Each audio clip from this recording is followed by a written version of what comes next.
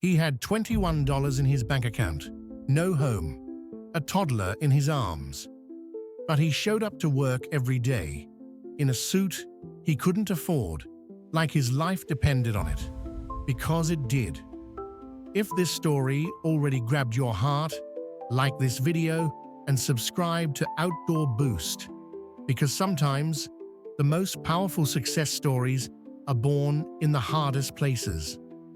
Chris Gardner was born in Milwaukee, Wisconsin in 1954, into chaos.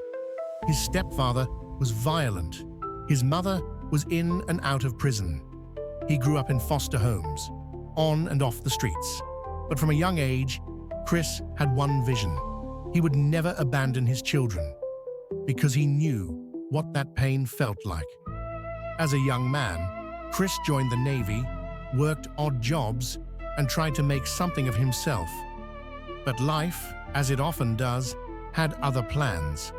By the early 1980s, he was married, with a newborn son, and struggling.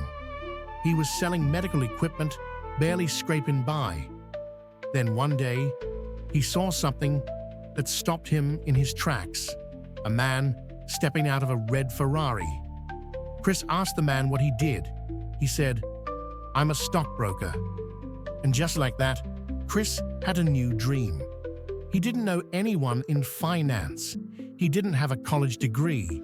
He didn't even own a decent pair of shoes. But he believed. He applied for internship programs at brokerage firms. Unpaid, competitive, and grueling. He landed an interview at Dean Witter Reynolds. But on the morning of the interview, he was arrested. Unpaid parking tickets he couldn't afford had piled up. He spent the night in jail. When he was released, he ran straight to the interview in the same clothes he was arrested in. Paint-stained pants, no jacket, and desperation in his eyes.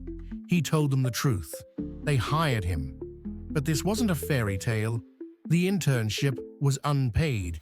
He still had to sell medical equipment on the side just to buy food. Then it got worse. His wife left. He lost their apartment. And suddenly, Chris was homeless, with his 14-month-old son in his arms. They slept in subway bathrooms, on the floor of train stations, in shelters, churches, wherever they could. By day, Chris worked at the firm, making 200 cold calls to investors. By night, he stood in line for food, held his son, and prayed he could survive one more day. He had no safety net, no family to call, no plan B. But every day, he showed up. In a wrinkled shirt and worn shoes, pretending to be fine, smiling when clients walked in, crying in silence when they walked out. And then, it happened. After months of sleeping on floors and hiding his pain, Chris finished at the top of his training class. He was offered a full-time position. He took the job, saved every dollar, launched his own brokerage firm, Gardner Rich and Company, and became a multi-millionaire. He never forgot where he came from. He never let the suits fool him into thinking he hadn't been broken first. And he never, ever left his son. Chris Gardner's story teaches us this. You don't have to be rich to be committed. You don't have to be lucky to be great. You just have to decide that your circumstances don't get to write your story. And if life knocks you down while you're holding someone you love, you don't break. You bend, you adjust, and you keep walking forward. One cold call, one train station floor, one sleepless night at a time.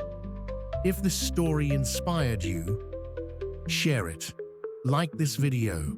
Subscribe to OutdoorBoost, because there's someone out there right now holding on by a thread.